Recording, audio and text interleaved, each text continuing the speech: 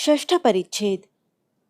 यस्त्वात्मरतिरेव स्याद् आत्मतृप्तश्च मानवः आत्मन्येव च संतुष्टः तस्य कार्यं न विद्यते। गीता 3:17। ईश्वर लाभ के लक्षण, सप्तभूमि और ब्रह्म ज्ञान। श्री रामकृष्ण। वेद में ब्रह्मज्ञानी की नाना प्रकार की अवस्थाओं का वर्णन है। यह पथ, ज्ञान पथ, बड़ा कठिन पथ है। विषय बुद्धि, कामिनी कांचन की आसक्ति लेश मात्र भी रहने से ज्ञान नहीं होता। यह पथ कलयुग के लिए नहीं है। इस संबंध में वेद में सप्तभूमि अर्थात 7 प्लेन्स की बात है।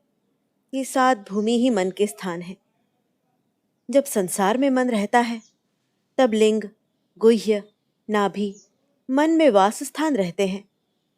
तब मन की ऊर्ध्व दृष्टि नहीं रहती, केवल कामिनी कांचन में मन रहता है।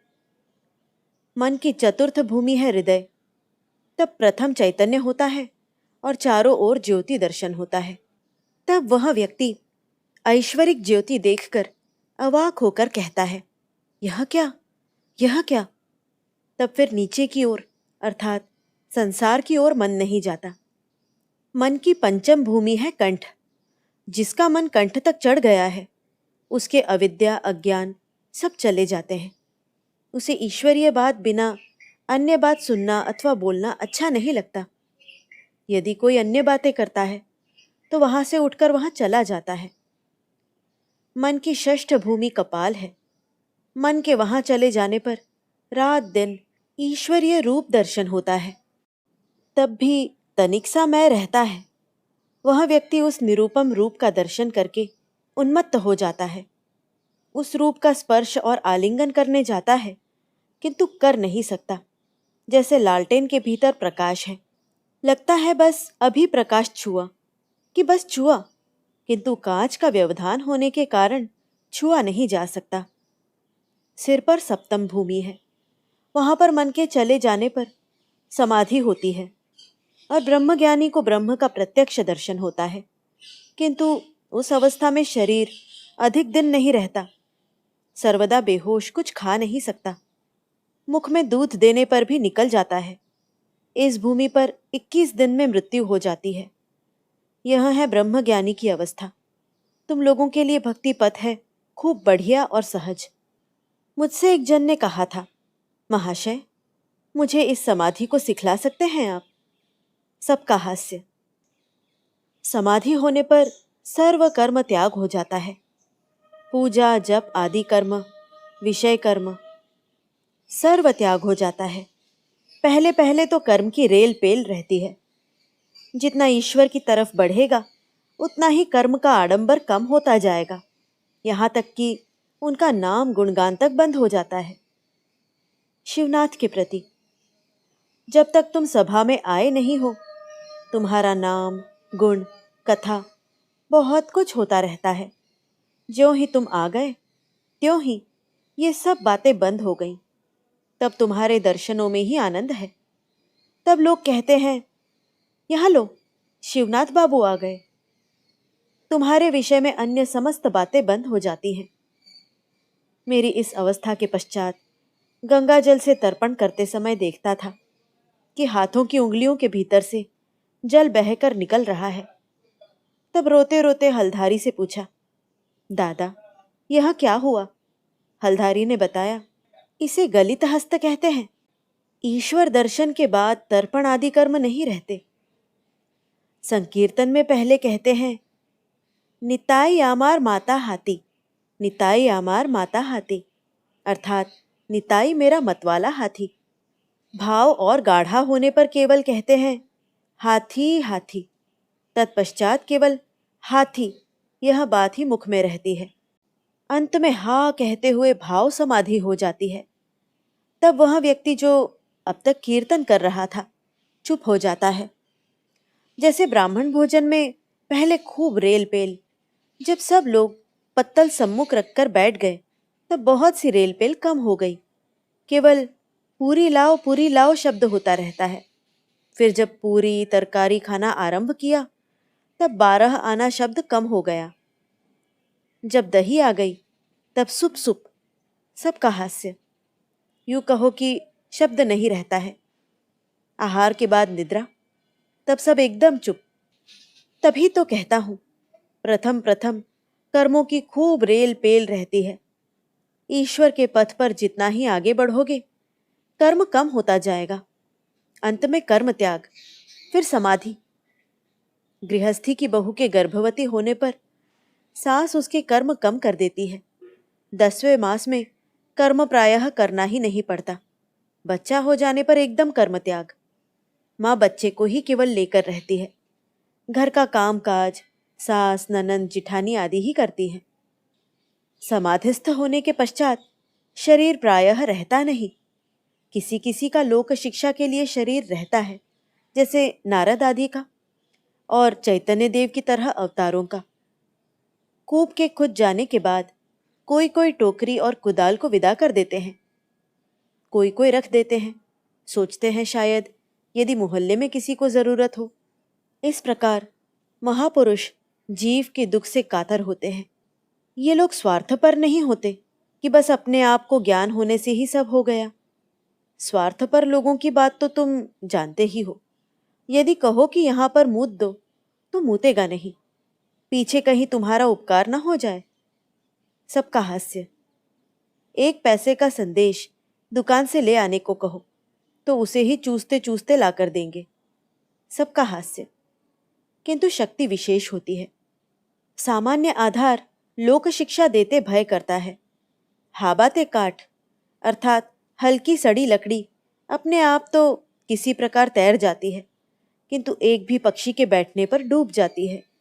किंतु नारद आदि बहादुरी काठ अर्थात पक्की लकड़ी है। यह लकड़ी स्वयं भी तैर जाती है और फिर अपने ऊपर कितने मनुष्य बैल हाथी तक लेकर जा सकती है। 7वां परिच्छेद। अदृष्टपूर्वं हृषितोऽस्मि दृष्ट्वा भयेन च प्रव्यथितं मनो मे तदेव मे दर्शय देवरूपं प्रसीद देवेश जगन्निवास। गीता 11:45। ब्राह्म समाज की प्रार्थना पद्धति और ईश्वर का ऐश्वर्य वर्णन। पूर्व कथा। दक्षिणेश्वर के राधाकांत मंदिर में गहना चोरी, सन 1869। श्री रामकृष्ण शिवनाथ के प्रति। अच्छा जी, तुम ईश्वर के ऐश्वर्य का इतना वर्णन क्यों करते हो? मैंने केशव सेन से यही बात कही थी। एक दिन वे सब वहां कालीबाड़ी में गए थे। मैंने कहा, तुम लोग किस प्रकार लेक्चर देते हो, मैं सुनूंगा। तब गंगा के घाट पर चांदनी में सभा हुई और केशव बोलने लगा। सुंदर बोला, मुझे भाव हो गया। पीछे केशव से मैंने कहा, तुम ये सब इतना क्यों बोलते हो? हे ईश्वर, तुमने कैसे सुंदर फूल बनाए हैं, तुमने आकाश बनाया है, तुमने तारे बनाए हैं, तुमने समुद्र बनाया है, इत्यादि। जो स्वयं ऐश्वर्य को प्यार करते हैं वे ईश्वर के ऐश्वर्य का वर्णन करना पसंद करते हैं। जब राधाकांत का गहना चोरी चला गया, सेजो बाबू अर्थात रासमणी का जमाई राधाकांत मंदिर में जाकर देवता से कहने लगा, छी ठाकुर, तुम अपने गहने की रक्षा नहीं कर सके। मैंने सेजो बाबू से कहा, यह तुम्हारी कैसी बुद्धि? स्वयं लक्ष्मी जिनकी दासी है, पद सेवा करती है, उन्हें ऐश्वर्य का क्या अभाव? यह गहना तुम्हारे लिए एक विशेष बड़ी वस्तु है, किंतु ईश्वर के लिए तो कुछ मिट्टी के ढेले मात्र हैं। छी, ऐसी हीन बुद्धि की बात नहीं कहते। क्या ऐश्वर्य तुम उनको दे सकते हो? तभी तो कहता हूं, जिनके द्वारा आनंद होता है उनको ही मनुष्य चाहता है। उनका घर कहाँ पर है, कितने मकान हैं, कितने बाग, कितना धन जन दास दासी है, इन सब खबरों से क्या काम। नरेंद्र को जब देखता हूँ तब सब भूल जाता हूँ। उसका घर कहाँ है, उसका पिता क्या करता है, कितने भाई हैं, इत्यादि बातें एक दिन भूलकर भी मैंने नहीं पूछी।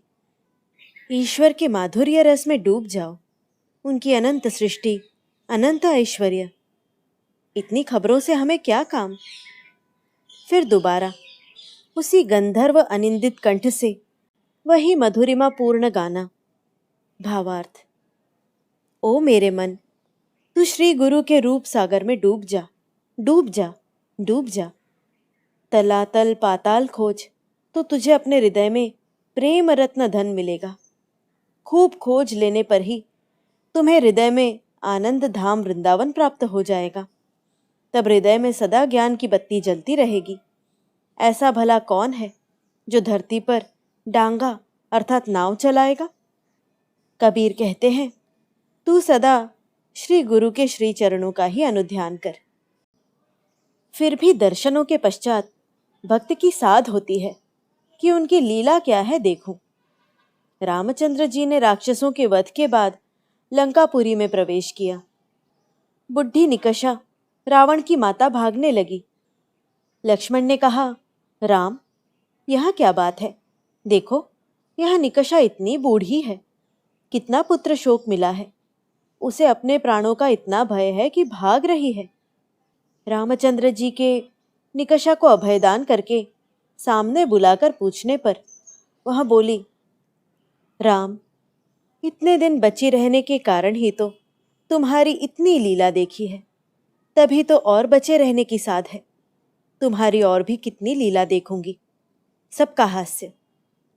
शिवनाथ के प्रति तुम्हें देखने की इच्छा होती है। शुद्धात्माओं को बिना देखे क्या लेकर रहूंगा। कारण शुद्धात्माएं पूर्व जन्म के बंधु बोध होते हैं। एक ब्राह्म भक्त ने पूछा, महाशय, आप जन्मांतर मानते हैं?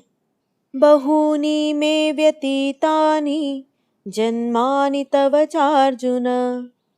गीता 4:5। श्री रामकृष्ण, हाँ, सुना है जन्मांतर है। ईश्वर के कार्य हम क्षुद्र बुद्धि से क्या समझेंगे? अनेक जन ही कह गए हैं, तभी अविश्वास नहीं करता।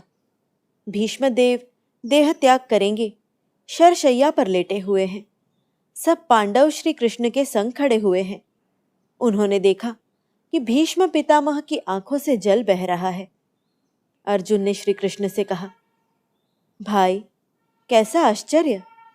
पितामह जो स्वयं भीष्म देव सत्यवादी, जितेंद्रिय, ज्ञानी, अष्टवसुओं में से एक वसु हैं, वे भी देह त्याग के समय माया से रो रहे हैं। श्री कृष्ण के भीष्म देव को यह बात कहने पर उन्होंने कहा, कृष्ण, तुम तो अच्छी प्रकार जानते हो कि मैं उस कारण नहीं रो रहा। जब विचार करता हूं कि जिन पांडवों के स्वयं भगवान आप सारथी हैं, उनके भी दुख विपद का शेष नहीं है, तब यही मन में सोचकर रोता हूं कि भगवान के कार्य को कुछ भी समझ न सका। समाज गृह में अब संध्याकालीन उपासना हुई। रात्रि प्रायः 8:30।